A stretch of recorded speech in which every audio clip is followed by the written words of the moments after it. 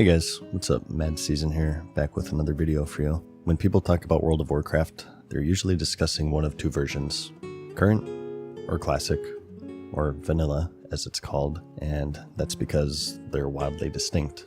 Where one has the identity of old school RPG elements, wonky imbalance, community, a lack of microtransactions, or just weird, annoying things like filling your bags with useless quest items that you hold on to for 3 years until you realize you don't need it anymore. Whereas the other has a more modernized, streamlined, and goal-oriented flavor where you can buy all forms of character progression. Though they are technically the same game, they're so wildly different from one another. If they didn't share the same name, it would be hard to tell that what you're playing in 2024 is the culmination of thousands of changes from its original launch in 2004. The game is where it's at today due to 2 decades of changes, but there have been certain expansions that many feel are more drastic than others in this regard, and for the past 20 years, the expansion that many thought to truly divide this classic era and modern is the Cataclysm, and it's for good reason. It changed the world of Azeroth as we knew it. Literally. The old world was completely redone. Talents were restricted heavily. You could no longer mix and match. Only fire mages could use Fireball, for instance. Weapon speeds were normalized. Automated group finding for raids were added. And countless RPG elements were flat out removed. It was clear at this point that the design philosophy had shifted, but my argument for this video is that this isn't where this philosophy began, but merely where it accelerated, and its true origins can be found in none other than the Wrath of the Lich King expansion. Wrath today is looked upon with great fondness, and rightfully so. It was a great expansion, whether it be the Death Knight class, the zones, dungeons, raids, or back when the lore was actually good instead of just watching Sylvanas body every single lore character in the game.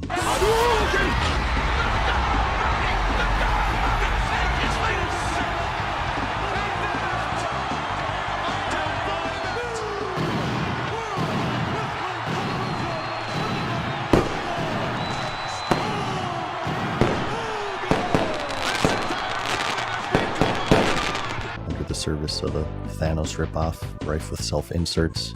Speaking of good lore, I do want to take a moment to thank the sponsor of this video. Out of my 10 years on YouTube, I haven't really done too many sponsors, I think it's fair to say. I only do stuff that I use or I think is cool, and if you're looking to get into a really cool series, this gets my recommendation for sure. Michael R. Miller is the author of The Songs of Chaos. Being a classic Andy himself, I recently got my hands on the series, which has been a real treat. Some things are actually inspired from classic if you have a keen eye, such as the main character using consecration. Must be holy spec, which is pretty in line with vanilla, I suppose.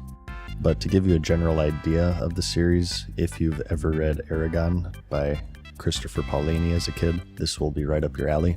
It follows the story of 2 misfits, Holt Cook, who's a servant boy who rebels against society to rescue a blind dragon from certain death, and becoming a dragon rider in the process, and confronting an undead menace, and unearth secrets that reshape their reality. It's an ongoing series. Currently there are 3 installments, Ascendant, Unbound, and Defiant, the latter being released just last year to great reception. You can get the series in ebooks and in print. I actually have the hardbacks myself, but I'm more of an audiobook person, and I've been having this playing while leveling in Classic, which has been like the most relaxing thing ever, so I'd highly suggest checking out the audiobooks on Audible. They're all narrated by Peter Kenny, whom you may recognize if you listened to the Witcher series. The first book, Ascendant, is available for 1 credit on Audible, and it runs for 18 hours. In total, the whole series is over 67 hours. But yeah, I just really like the series, and I'm happy to do a sponsor of it because I do think it'll resonate with a lot of you guys too if you're into this sort of genre. If so, click my link in the description below if it is something that you would like to check out. Back to the video though, going back to Wrath. Arthas Menethil is the subject of this expansion, of course. He's now the Lich King, freshly awoken from a long slumber, and players have to revisit the land of Northrend to stop him, bringing many major features along the way, and many that I post to you today don't really fall in line with what people define as vanilla, but in fact even directly contradict it. So many times people talk about the spirit of vanilla, but what does it actually mean? Some say it's a lengthy leveling campaign. World of Warcraft was developed from 1999 to 2004 in what many describe as the golden era of MMORPGs, and though they all differed in various ways, a time-consuming leveling process wasn't one of them. Today, leveling in all MMOs is seen as an obstacle, more of a distraction that's meant to be completed as fast as humanly possible so you can get to the real game, where it all opens up, and you repeat the same dungeons and raids ad nauseum 4,000 times over until you get bored and quit. During this golden era, as it's called, however, in regards to leveling, the genre was grindy, time-consuming, and challenging, and although vanilla WoW, comparatively speaking to the rest of the genre at the time, was actually pretty casual, by today's standards, the 1 to 60 journey has become one of its most defining characteristics, to be sure. But, this being the internet, nobody can really agree on anything, and others believe that the spirit of vanilla is the community. This is a time before dungeon or raid finding, cross-server anything. You picked a server, and you could only see, play with, and talk to other players on your server and your server alone. You saw the same names, that really good guild, that big PvP group. The guy you saw getting bodied by Defiance pillagers at level 14 is now level 60, clearing through the Blackwing lair. You're gonna have 3 pillagers on you, by the way.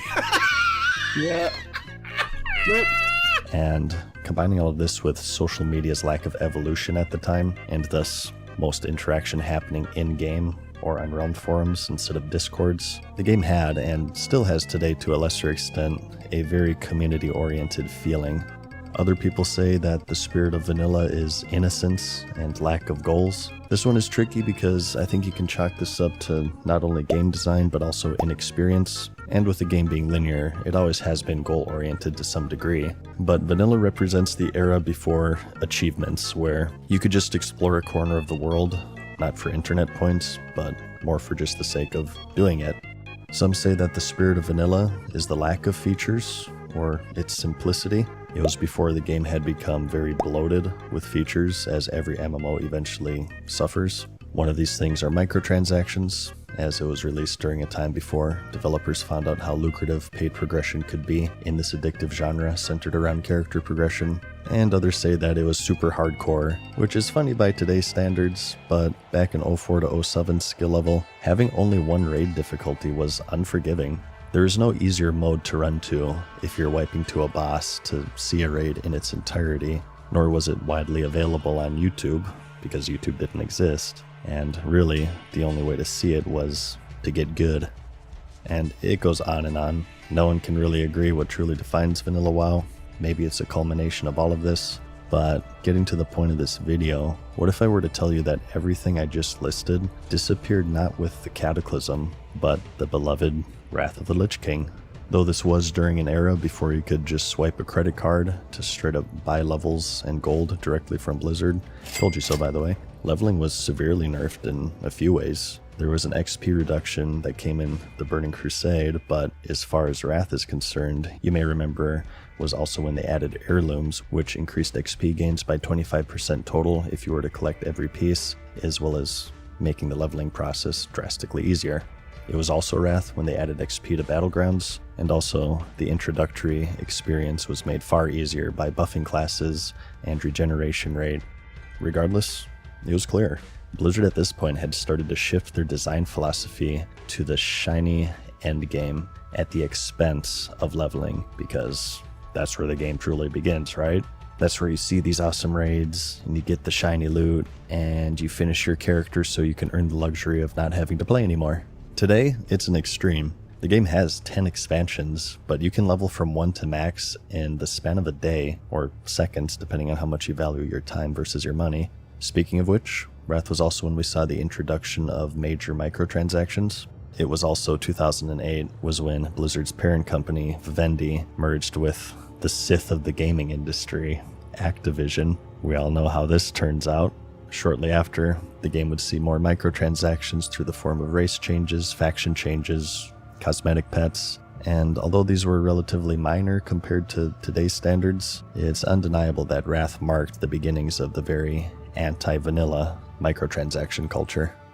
Many also recall that Wrath was the first instance of widely used group finding through the Dungeon Finder system introduced in patch 3.3, where with a click of a button, players would match up with other queued players and were directly teleported to the dungeon. Though on its release, it would be received with widespread acclaim, over the years, its negative effects have become quite apparent, particularly its effect on the aforementioned community. As mentioned earlier, the passage of time and increased familiarity with the game has done a lot to wear away at this social fabric, but still, and you wouldn't really think of it, but the process of forming a group, traveling to a dungeon, and giving direction and engaging in small talk turned out to be quite an effective way to create the spark that would fuel friendships that lasted decades. Or perhaps a situation where you're grouping with a guildless player who does high DPS. If they're on another server entirely, you no longer get these natural opportunities to meet and play with other people from your server. This would of course accelerate with the addition of the LFR mode in Cataclysm, where guilds weren't even required to see endgame content anymore. But again, this is a design philosophy that began in Wrath. Speaking of raiding, a point mentioned earlier was that throughout Vanilla and the Burning Crusade, an unforgiving element was the fact that there was just one difficulty. No LFR, no normal mode, and it was balanced accordingly. I remember when the Blackwing Lair came out, half of the raiding guilds got Thanos'd because people ran into a fight that wasn't just a reskinned salamander. It actually required coordination, execution, and the rare hunters who didn't play as if they were controlling their character with a DDR pad. This brick wall immediately zoning into the raid filtered out the unworthy, and there was no recourse. Different difficulty modes were experimented with quite a bit in Wrath. At first in Exramus, there were achievements that gave cosmetic rewards for imposing tricky challenges upon yourself, and later in Old War, there would be hard modes that gave more loot, such as leaving the towers up on Flame Leviathan, or pushing the big red button on Mimeron, to name just a few. But when the Trial of the Crusader came out, it came with a landmark change that would shape the entire future of the raiding scene as we knew it, and that's heroic difficulty. In this mode, the bosses would have increased health, damage, and sometimes mechanics, and as a reward, they would drop more powerful loot. In exchange, however, the difficulty of normal mode would be scaled down to make raiding more accessible to the populace, and encouraging those seeking greater challenges to this heroic mode. Although, again, LFR was in Cataclysm, which was equally huge. It was Wrath was when this design philosophy of more accessible raiding took shape. So, heirlooms, microtransactions, multiple raid difficulties, more accessible raiding, group finders, a big shift towards goal-oriented design, and more. Wrath was a great expansion, don't get me wrong. I mean, there's a reason why it was then that the game reached peak subscribers, and I look back to it quite fondly myself. This isn't me saying that any of this is bad, but more of just me saying that these are all features that most would tie to the identity of current World of Warcraft, not vanilla. So while Cataclysm did the same in many big ways, it was Wrath was when it all started. Cataclysm was when they just put their foot on the gas to accelerate the game into this very new and very different era.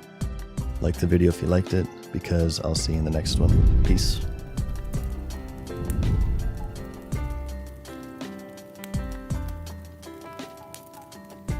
Farewell for now, mortals. We hope you enjoyed today's video. See you again soon.